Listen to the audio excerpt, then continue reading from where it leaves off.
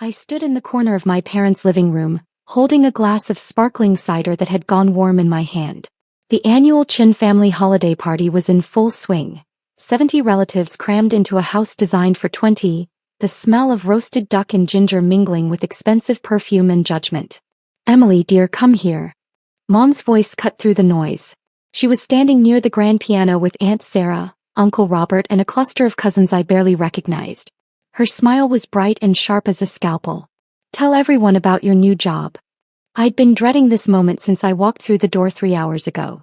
"I work at Metropolitan Hospital," I said simply, keeping my voice neutral. "She's being modest." Mom laughed, that particular laugh that meant she was about to say something cutting disguised as affection. "She just answers phones at the hospital. Barely makes minimum wage, but we're proud she's finally employed after all that schooling." The way she said schooling made it sound like I'd wasted a decade finger painting. Aunt Sarah patted my arm with condescending sympathy. "At least it's honest work, dear. Not everyone can be successful like your brother." My brother David chose that moment to swagger over, fresh from closing a real estate deal he'd already mentioned 12 times that evening. At 32, he was the family's golden child, successful, charming, married to a lawyer, and absolutely insufferable. "Hey, Em." He clapped me on the shoulder hard enough to make me wince. "Still taking appointments at the hospital front desk? School. Someone's gotta do the grunt work, right?" "I don't actually work at the front desk," I started, but Mom was already talking over me. "We tell people she's in healthcare," Mom confided to Aunt Sarah in a stage whisper everyone could hear. "It sounds better than receptionist. Though honestly, after we spent all that money on her education, we thought she'd amount to more." I'd heard variations of this speech for the past 6 years. Ever since I'd stopped explaining what I actually did. It was easier to let them believe whatever they wanted than to watch them dismiss the truth. "Remember when she said she wanted to be a brain surgeon?" Uncle Robert chimed in, swirling his whiskey. "We all thought that was adorable. Children have such wild dreams," Aunt Sarah sighed. "It's hard when they have to face reality." My cousin Jennifer, 3 years younger, recently promoted to assistant manager at a boutique, gave me a pitying look. "It must be hard, Emily. Seeing everyone else succeed while you're stuck answering phones. But hey, at least you have a job, right?" I took a sip of warm cider and said nothing. This was the Chin family dynamic I'd grown up with. Mom and Dad had immigrated from Taiwan with nothing, built a successful import business through brutal work and sacrifice, and expected their children to be doctors, lawyers, or executives. David had obliged by becoming a real estate mogul. I had disappointed them, or so they thought. "How much do hospital receptionists make anyway?" my cousin Marcus asked, genuinely curious. He was a software engineer at a startup. "Like 30,000 a year? If she's lucky," David said, laughing. "Most of those positions are minimum wage. No benefits, no advancement. Dead-end stuff." "We offered to get her a position at our company," Dad interjected, joining the circle with his usual air of disapproval. "Front office work. Better pay." But she insisted on this hospital thing. "I like healthcare," I said quietly. "Answering phones isn't healthcare, sweetie," Mom corrected. "That's administrative work. There's a difference." The pager in my purse vibrated. I ignored it. It was probably just another routine consult that one of my residents could handle. "The worst part," Mom continued, warming to her favorite topic, "is that we paid for all that fancy education. 7 years of university. And for what? So she could schedule appointments." 8 years, I corrected automatically. "And a fellowship." Mom waved her hand dismissively. Whatever it was expensive and apparently useless. "Maybe she wasn't smart enough for real medical work," Jennifer suggested, trying to sound sympathetic and failing. "Not everyone has the aptitude. At least she found something she can handle." My pager vibrated again. More insistent this time. "I mean, we love you, Em," David said in that way that meant the opposite was coming next. "But you gotta admit, working a desk job at 31 is kind of embarrassing. Most people have careers by now."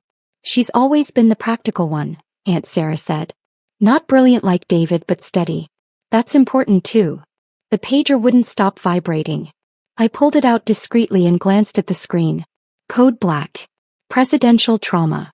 Chief of Neurosurgery required immediately. Cerebral aneurysm rupture. No other surgeons qualified. My blood went cold. Code Black was reserved for national security level medical emergencies. Precedential meant exactly what it sounded like. And cerebral aneurysm rupture meant someone very important was dying, and I had approximately 20 minutes to get to the hospital before brain damage became irreversible. Emily, are you even listening? Mom's voice was sharp with irritation. We're talking about your future. The least you could do is pay attention.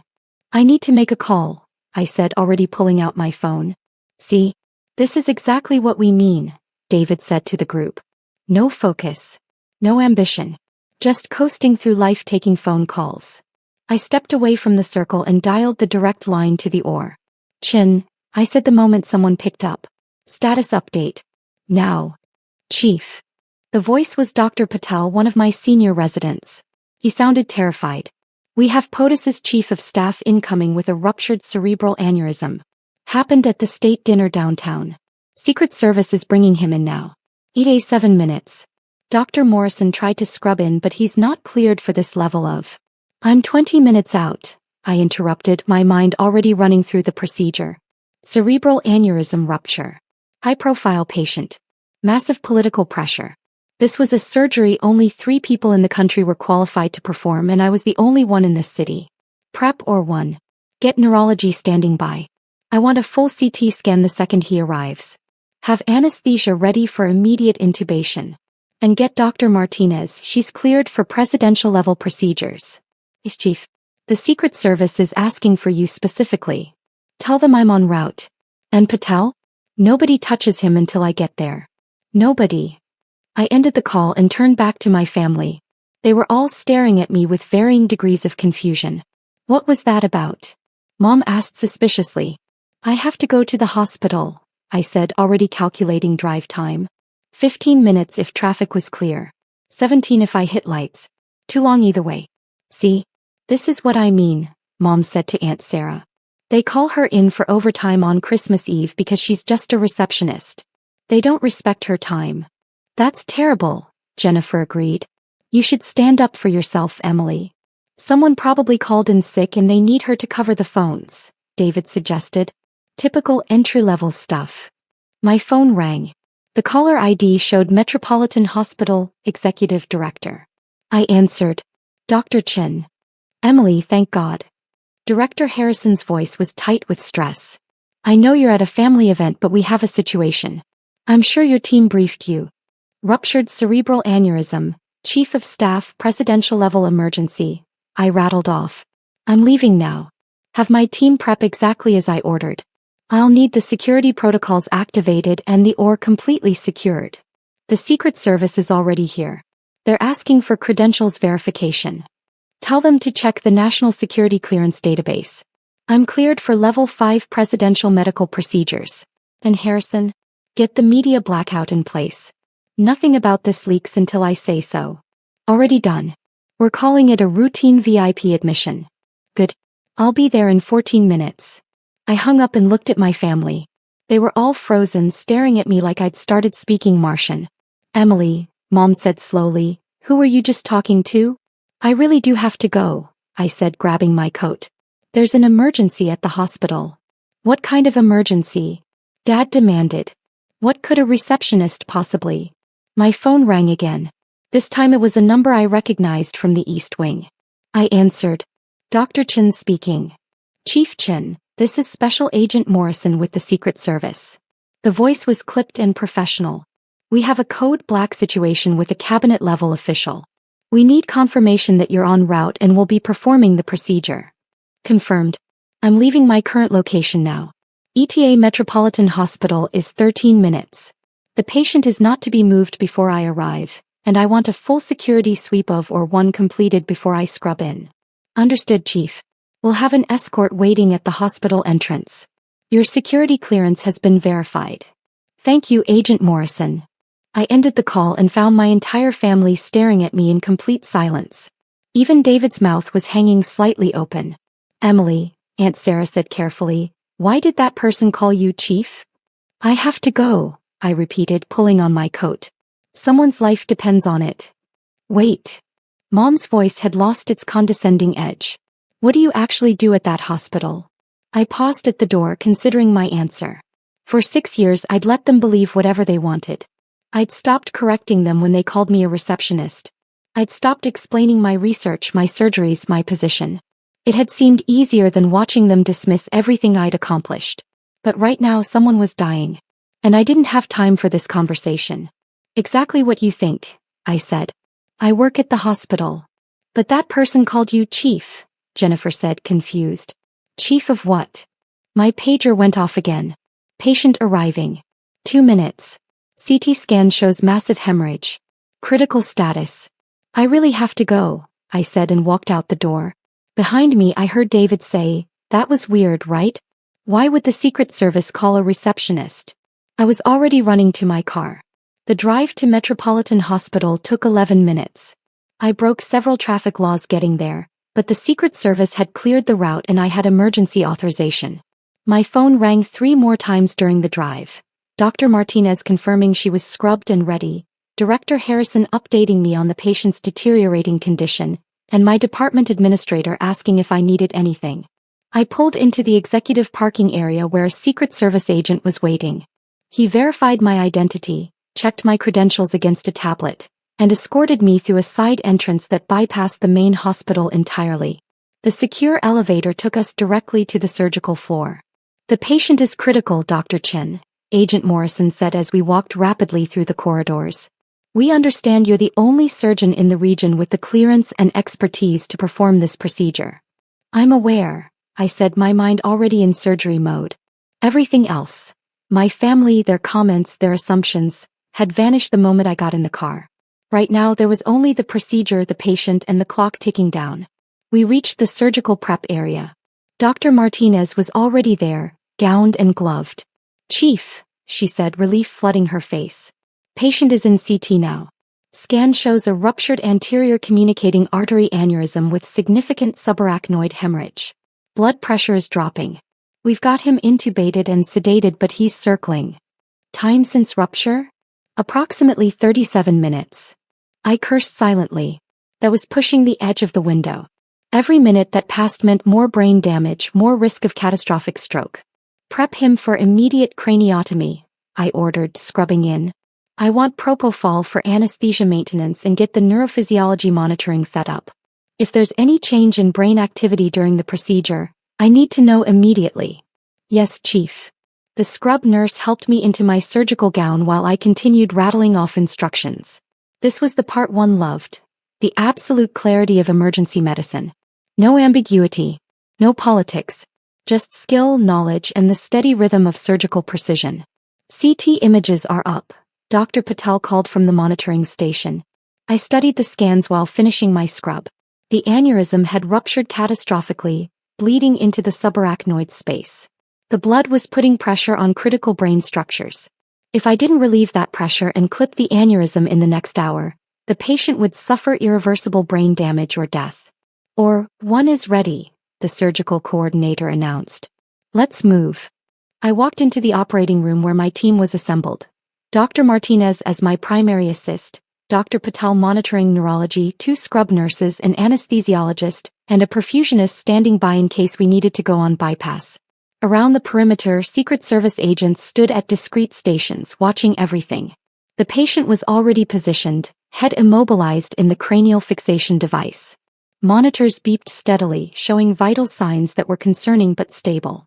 All right, everyone, I said, positioning myself at the head of the table. This is a ruptured anterior communicating artery aneurysm in a 63-year-old male. Significant hemorrhage, moderate vasospasm. We're going to do a pterional craniotomy, evacuate the hematoma, and clip the aneurysm. Estimated procedure time is 4 to 5 hours. Questions? No one spoke. Good. Let's save a life. I held out my hand and the scrub nurse placed the scalpel into my palm. The surgery was intricate and demanding. Every move had to be precise. The brain tolerates no errors. I worked steadily, opening the skull, retracting tissue, navigating through the complex architecture of blood vessels and neural tissue. Dr. Martinez anticipated my needs perfectly, handing me instruments before I asked, suctioning blood to keep my field of view clear. 3 hours in, I finally visualized the aneurysm, a balloon of weakened blood vessel wall, ruptured and bleeding. Carefully, delicately, I isolated it from the surrounding tissue. Clip, I said. The scrub nurse placed the titanium aneurysm clip into my hand. This was the critical moment. I had to position the clip across the neck of the aneurysm, cutting off blood flow without damaging any of the dozen critical vessels surrounding it. I placed the clip. Checked the position. Adjusted slightly. Checked again. Clip is secure, I announced. Blood flow to the aneurysm is stopped. Dr. Patel, neurology readings. All normal, Chief. No changes in brain activity. Excellent. Let's evacuate the remaining hematoma and close. Another 90 minutes of meticulous work. Finally, I stepped back from the table. That's it, I said.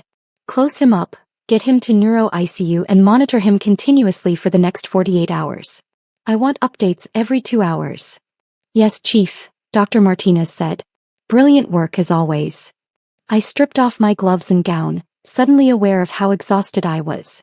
5.5 hours of surgery, the emotional toll of the emergency, and before that 3 hours of my family's condescension. I stepped out of the OR and found Director Harrison waiting with a man in an expensive suit who could only be a high-ranking government official. Dr. Chen, Harrison said, this is Deputy Chief of Staff Richardson. Mr. Richardson, I said, shaking his hand. Your colleague came through surgery successfully. We'll know more in the next 48 hours, but I'm cautiously optimistic. Dr. Chen, the President wanted me to thank you personally, Richardson said.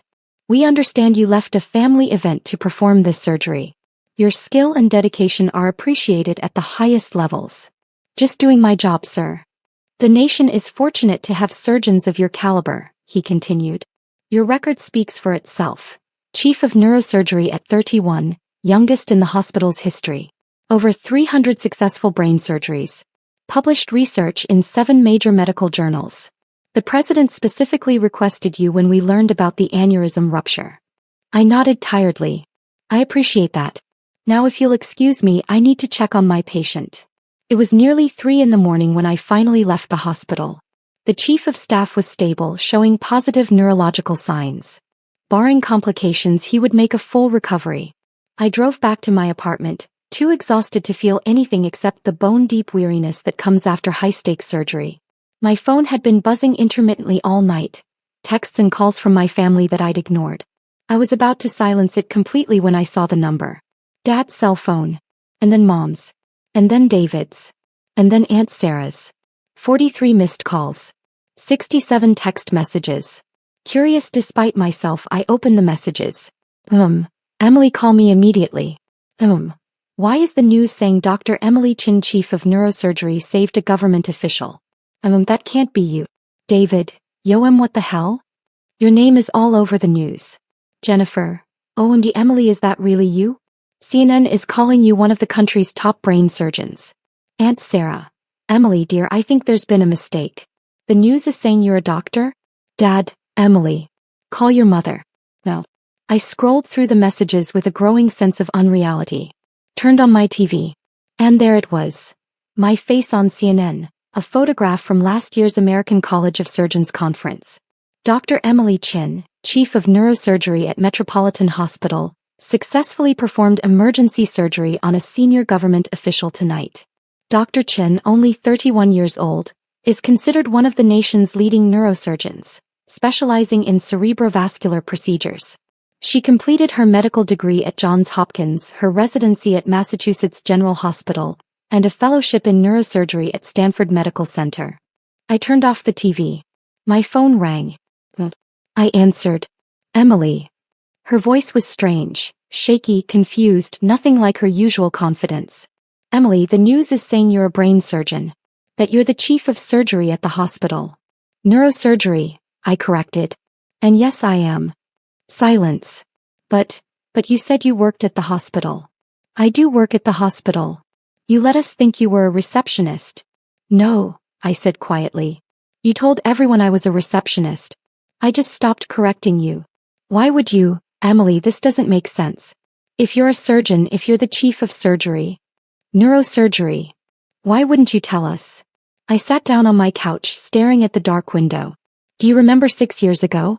When I told you I'd been appointed chief of neurosurgery? Silence on the other end.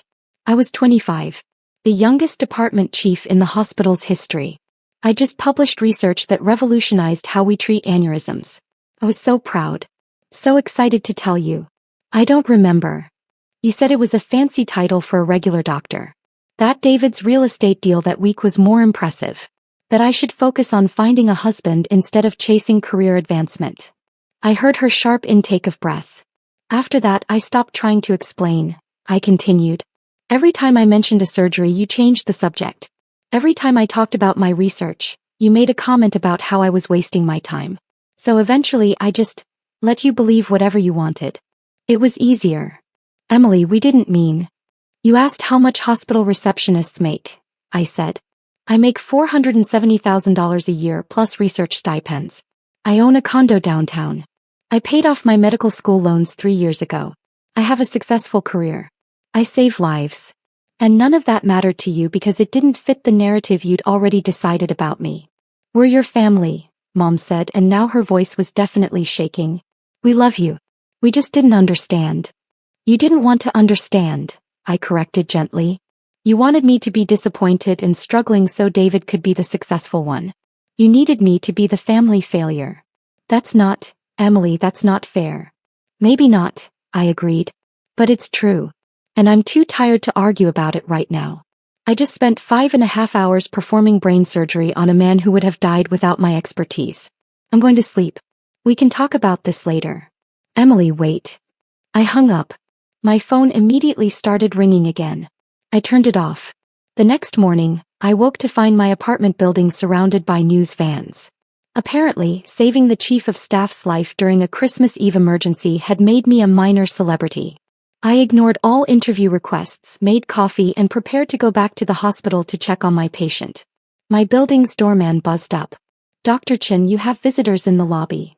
Tell the press I'm not giving interviews. It's not the press, ma'am. Well, it's quite a lot of people. They say they're your family. I closed my eyes. Of course they were. Send them up. 5 minutes later, my entire family crowded into my living room. Mom, Dad, David and his wife Jennifer, Marcus, Aunt Sarah, Uncle Robert, and at least a dozen cousins I'd barely spoken to in years. They stood awkwardly in my entryway, taking in my condo. The modern furniture, the original artwork, the wall of medical textbooks and journals, the framed commendations from the American College of Surgeons, Johns Hopkins and Massachusetts General. Emily, Mom started. Before anyone says anything, I interrupted, I want to make something clear. I didn't tell you about my career because you made it obvious you didn't want to hear about it. Every time I tried, you dismissed it. So I stopped trying.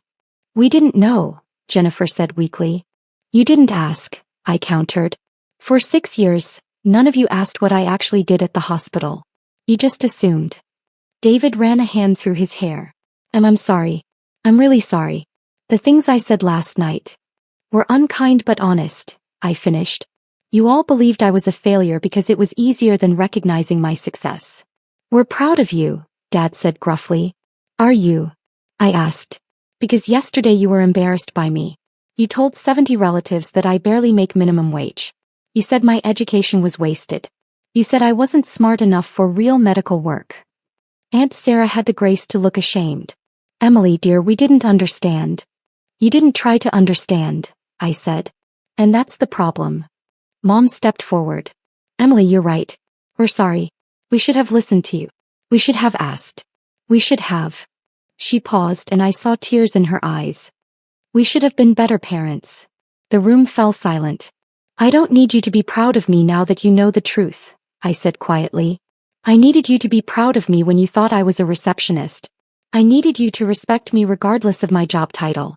But you couldn't do that. We can do better, Dad said.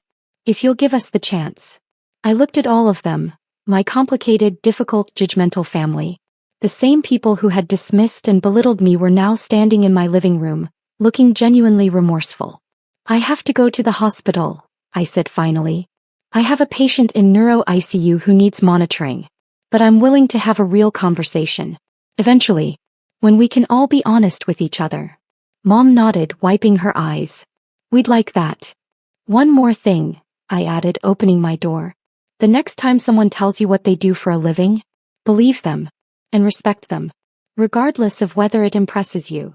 They filed out slowly, each one stopping to apologize or say something conciliatory. David hugged me. Jennifer asked if we could have coffee sometime. Aunt Sarah promised to do better. When they were gone, I sat on my couch and felt the weight of 6 years of silence lift slightly from my shoulders. My phone buzzed, back on now, flooded with messages. But one stood out. Dr. Martinez. Martinez. Chief, patient is awake and responding well. Full neurological function intact. You did it. I smiled and texted back, we did it. Team effort. Then I grabbed my keys and headed to the hospital. I had a patient to see, rounds to complete, and a department to run. Being chief of neurosurgery didn't stop for family drama or media attention. But maybe, just maybe, the next family gathering would be different. Maybe they'd ask about my work, my research, my surgeries. Maybe they'd listen when I talked about the complexities of the human brain and the privilege of healing it. Or maybe they wouldn't. Maybe some things never change. But that was okay. Because I didn't become a neurosurgeon for my family's approval. I became a neurosurgeon because I loved the work, the challenge, the profound responsibility of holding someone's brain, their entire self, in my hands and making it whole again. And that was enough. Epilogue. 6 months later, I stood at the podium of the annual Chin family reunion, invited for the first time ever to give a speech about my career. Mom introduced me as our daughter, Dr. Emily Chin, Chief of Neurosurgery at Metropolitan Hospital. I talked about the brain, about the delicate work of surgery, about the patients whose lives I'd saved and the ones I couldn't save. I talked about the years of training, the sleepless nights, the constant learning required to stay at the top of my field. And for the first time, my family listened. After my speech, my youngest cousin, 8 years old, came up to me with wide eyes. Aunt Emily, can I be a brain surgeon like you? I knelt down to her level. You can be anything you want to be. And when you achieve it, don't let anyone make you feel small. Not even family.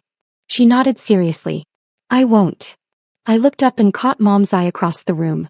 She smiled at me, a real smile, not the sharp, performative one from before. It wasn't perfect. We still had work to do, conversations to have, old wounds to heal. But it was a start. And sometimes a start is enough.